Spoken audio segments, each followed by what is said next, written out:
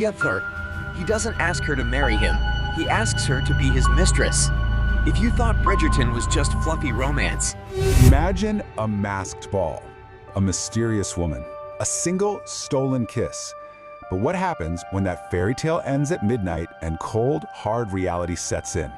Well, for Bridgerton Season 4, it ends with a single, scandalous question that has left the entire ton absolutely speechless. I am asking you to be my mistress. Yep, you heard that right. That is the shocking cliffhanger to Part 1.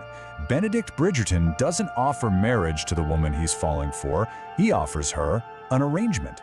It's a moment that completely shattered expectations and has set the stage for what is, without a doubt, the most divisive season of Bridgerton yet. And believe me, that single line has split the audience right down the middle. Unlike the other seasons that were pretty much universally loved, Season 4 is sparking some serious debate. I mean, just look at the numbers. Seasons 1 and 3, they scored a glowing 87% with audiences. Season 2 was a really solid 78%. But Season 4? Whoa. It's plummeted to the lowest score in the show's entire history. And the divide gets even clearer when you separate the critics from the audience.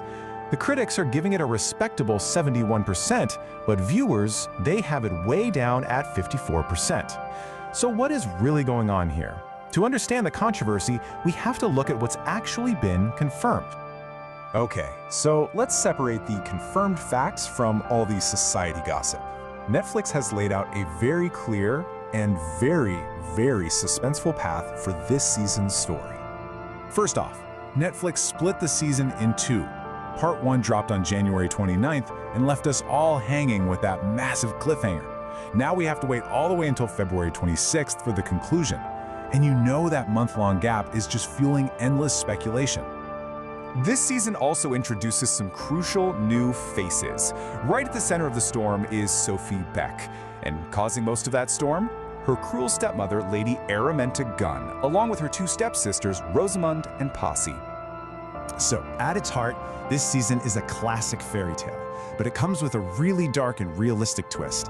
Think Cinderella, but it's not for the faint of heart. This story is all about the harsh realities that come after the ball is over.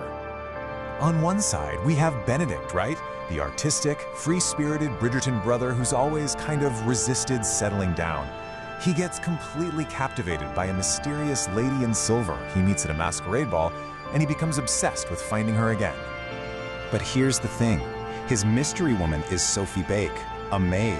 Her strength and her wit are what truly draw him in, but he has absolutely no idea that the enchanting woman from the ball and the resourceful servant in his life are one and the same person.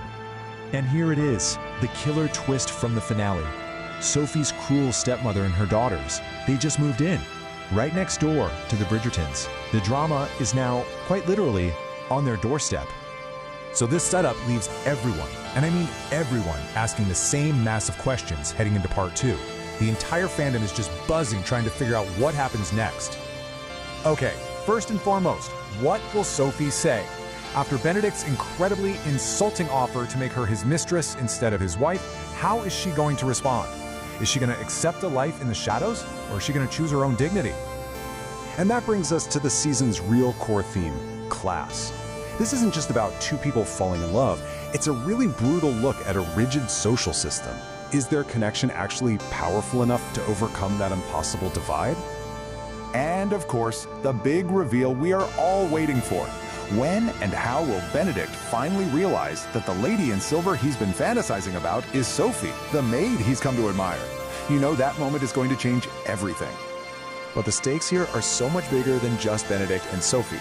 The events of this season are setting the stage for the entire future of the Bridgerton universe. We're seeing the continuation of Francesca's groundbreaking queer storyline with Michaela Sterling. We're watching Eloise continue to forge her own independent path, questioning everything. And with the show already renewed for seasons 5 and 6, these other storylines are more important than ever. Which leaves us with one final provocative question that really defines this entire season. It goes beyond love, beyond romance, to the very heart of this society. In a world that's built on status and titles, can a maid ever truly become a Bridgerton? The answer to that question is going to determine the future of the ton itself.